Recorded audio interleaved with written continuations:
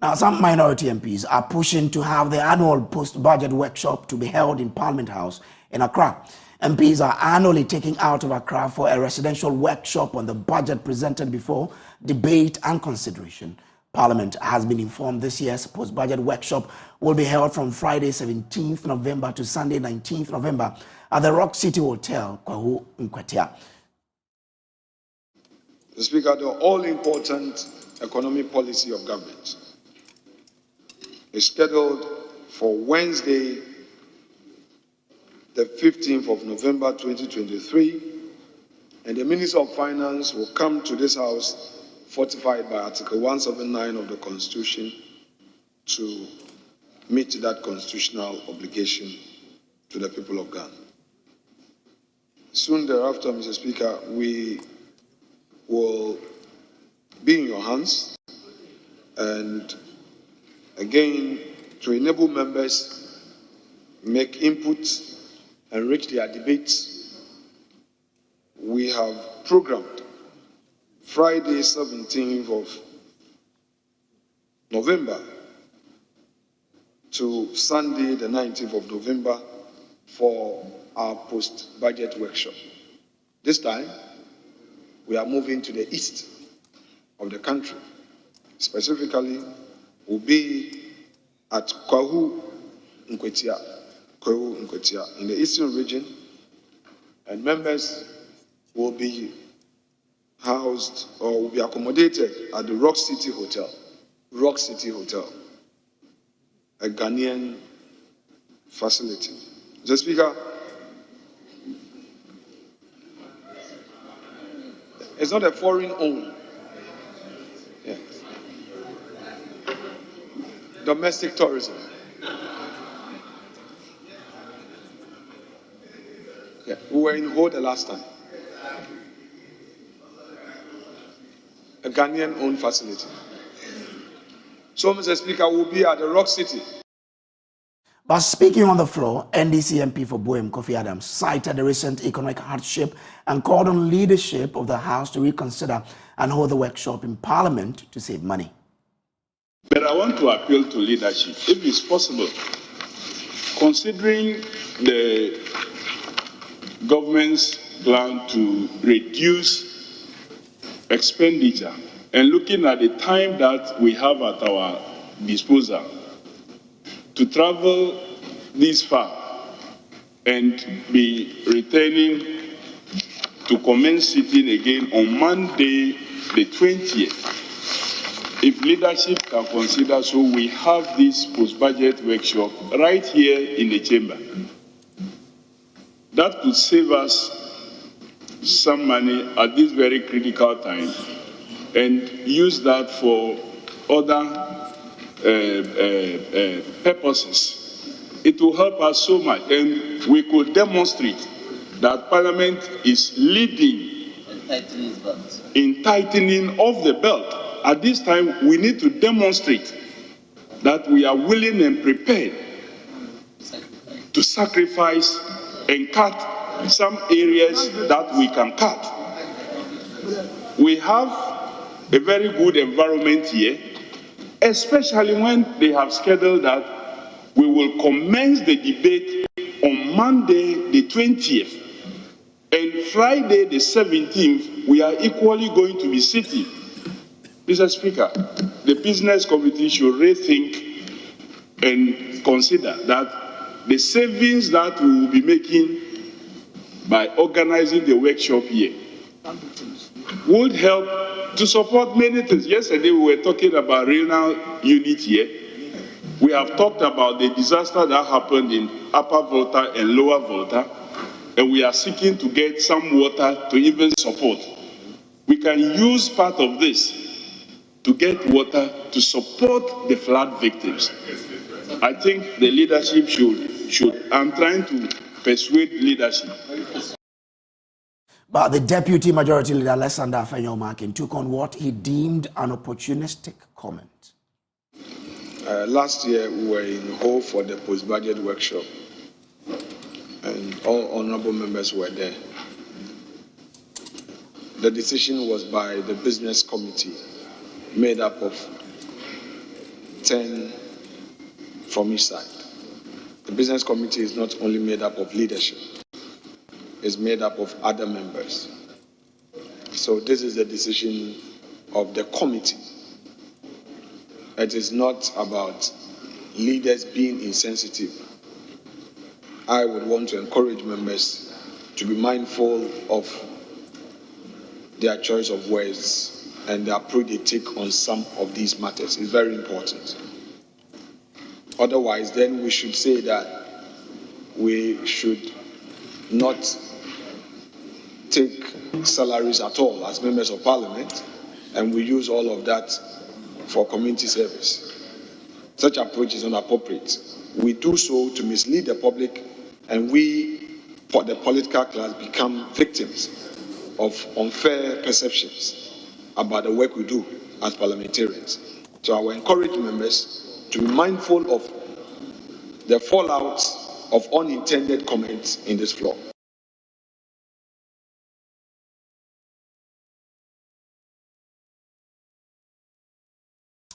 I've been joined in the studio by our data analyst, Isaac Kofi Adams, for more on this. Now, Kofi, we know that the venue for the meeting is the Rock City, and you've been doing some calculations on how much exactly this is likely to cost the country.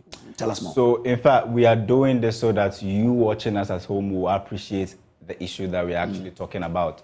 So, just like you said, Rock City in the eastern region is where the post-budget workshop will be held. So, we decided to check, their rates online. And we realized that if you are doing what they call the junior standard single for all 275 MPs, we know that per night is around 775 Ghana cedis. So 775 Ghana cedis per night for all 275 MPs is going to cost the state 13,125,000 Ghana cedis. If we compute for the 3 nights that they will be spending there, we are looking at more than 639,000 Ghana cedis. That is, if they go for the junior standard, single at Rock City Hotel. And is this the cheapest? This is actually the cheapest. The junior standard is actually the cheapest. So if we decide to go a notch higher and say, okay, they are MP, so what if they decide to do the standard? Okay. Which is around 1,000 and 20,000 and 20 Ghana cedis per night. All 275 MPs, one night, the state must cough up over 280,000 Ghana cedis. Okay. 3 nights, we are looking at over 841,000 Ghana cedis for 3 nights. That is for the MPs, close to, the figure you see there. So let's look at the last one. Okay. So we've been engaging, MPs, and we see that this is actually not just the total cost involved, Kojo, because we are talking about 275 MPs. We've not included the speaker. We've not included the staff, driver, security, feeding, per diem, conference room. How much that will cost. Exactly, and other facilities that they will be using, how much it will cost. And so then we engage our sources, and we appreciate that if you take into consideration all other factors, then it means that we will need at least 2 million cedis to actually do this post-budget conference in Kwewu. Okay. Then we did the last one from our sources, and from our sources, if we use what our sources are telling us, that's the 170,000 Ghana cedis a night. Then it means we are looking at 1.4 million cedis. That is for the 3 nights that the 275 MPs will be spending there. That is what our sources telling us, that per night will cost one MP 1,700 cedis, and if you do the math, that's 1.4 million Ghana cedis. But we know there are pressing issues that possibly this money can actually solve. Okay. So what do we know? We know the Sky Group, the First Sky Group, what they are doing to support the Kolebu Reynal unit. They provide $1 million every quarter to support them. $1 million is less than 1 million cedis. Sorry, I like to. 1 million cedis is super less than the 2 million, the at least 2 million cities that we are actually computing. And we also know that the Kolebu renal units, they are owing just 4 million Ghana cedis. So the 2 million could have the debt. It could have the debt that Kolebu is actually owing. Then you look at the Ministry of Finance, their support to the water floods victims. They gave them 2 million cedis. That is equivalent to the at least situation that we are looking at. Okay. Then the cost of 1 kilometer asphalted road in Ghana is 1.5 million cedis. So if we decide to forgo this and say, let's do road for one community, we can actually, asphalt the proper road. We can do that for a community. And if we decide to go lower, I'm sure that at least 2 million cedis can do a lot. So it means of the road. if they decide to do this post-budget conference in Parliament, we can save 2 million at least. Exactly. Estimated. They will bear a certain cost, but it will not be up to the at least 2 million cedis that we are actually looking at, because you have to take out certain things. I'm not sure. And the remainder of the savings can be given to the renal unit, for example. Absolutely. Or the victims of the So that's what the figures are telling us, the computation we've done so far. This is just an estimate. Interesting. That if you look at the assumptions, what is going to pan out when they decide to go. But if they decide to sleep in a room that costs 4,000, then that's over the budget then. Okay. Now, so that's the analysis by Kofi AJ, then what we've been able to compute in-house. Joining us for more on this is Kofi Adams. He is MP for Boeman. He, made that point in Parliament that, of course, they have to take a real look at that. But he joins us now on this. Thank you for joining us, sir. Now, let me ask you, what type of room do you usually go for? If, for example, this should come on, what type of room do you estimate that you'll probably be provided as an MP?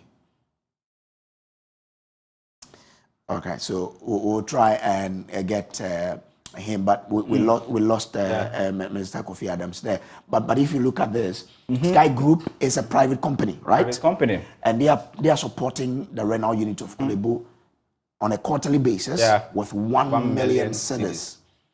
This meeting, if it comes on, our estimate shows that we are likely to spend at least because it can be more than that. It can be more. 2 million cedis, which can take care of the 2 quarters of what Sky Group. Yes. And in fact, we know that the renal units got shut down for almost more than 5 months. Yeah, and 19 people died. So it means that 2 million can support Sky Group's 1 million. Exactly. And it could go further to provide more. And we know that their money this time around didn't come in on time. That is why we've seen the OPD or not being open to patients. And we've seen a number of people die, 19, very significant. So we are talking about people with very precious lives. And if government is able to go in there and support, I'm sure that we will save, patients who have kidney disease, some of this headache. All right. I guess if the parliamentarians see this, they may probably say that and agree to proposals that let's do this in the Parliament House in Accra. Well, moving on to other stories. The minority in Parliament say that President Akufo-Addo is taking advantage of the Constitution to pad the Supreme Court. The President has nominated 3 new persons to the Apex Court. The Constitution does not impose a ceiling on the number of judges on the Supreme Court, a situation the NDC believes the President is taking advantage of. There is more in the following report. Another showdown now expected in Parliament as both sides in the House prepare to lock horns over appointments to the Supreme Court. Subject to the satisfactory conclusion of the processes set out in Article 1442 of the Constitution, the following persons. 1. Justice Henry Anthony Kofi, Justice of Appeal. 2. Justice Yao Asaridako, Justice of Appeal. And 3. Justice Richard J. Frimpong, Justice of Appeal. Already, the minority are reiterating their claims the Supreme Court and other courts are being packed. I find it difficult to accept that the president will say that vacancies will be created because 3 other Supreme Court judges are retired. We have 12 sitting Supreme Court judges who can actively serve the court The court, the full panel of the court is 9. So there's no vacancy at the court. Let the record reflect that I am saying that there's no vacancy at the Supreme Court to be filled. The president is simply pardoning the court with more numbers. The majority leadership disagrees strongly. He is a lawyer. He should tell us the legal basis for that statement. That is a sweeping statement. It's not tenable. It's not based in law. So she should know better. I'm surprised my good friend Dafemeko will make such a strange statement. Packing the court. What that's supposed to mean? If these 3 new go through, Kofi would have 18. Is the president on all fours in terms of the law? Yes. Yeah, so what's the problem? He believes he's taking advantage of the constitutional lacuna. This is a civil, we are practicing a civil, democracy. And we are in a democracy. So if you think that the president has abused any of the laws, he knows what to do.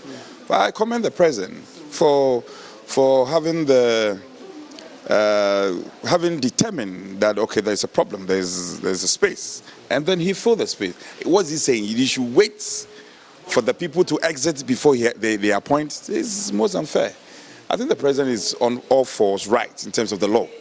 And so the firm, of course, should know better, and he should be guarded. When we are speaking about law, I have a legal background. I'm not a lawyer, but I have a legal background. I don't expect people like him to speak like that. He should give it to their full subjects to be making these accusations. There are currently 12 judges on the Supreme Court. 10 of them were appointed by President Akufo-Addo. He has appointed 5 others who have gone on retirement, making it 15. If these 3 new judges he has appointed go through and have their confirmation, he would have had a historic 18 number on the highest court of the land. The minority are worried that the president is taking advantage of the constitutional lacuna that has not placed a ceiling on the highest court of the land to appoint more and more judges. In the coming days, we expect a frantic battle at the Appointments Committee. We wish to see if they will oppose publicly these 3 new nominees who are all currently justices of the Court of Appeal, or they will allow them go through. Reporter for Joy News, Kweku Asante, Parliament House, Accra. So let's return to our earlier story on the post-budget analysis conference, which has become a debate in Parliament. Mr. Kofi Adams is MP for Buem, and he joins us on phone now.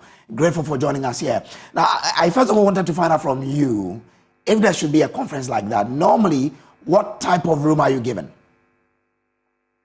Thank you, and good evening to your listeners.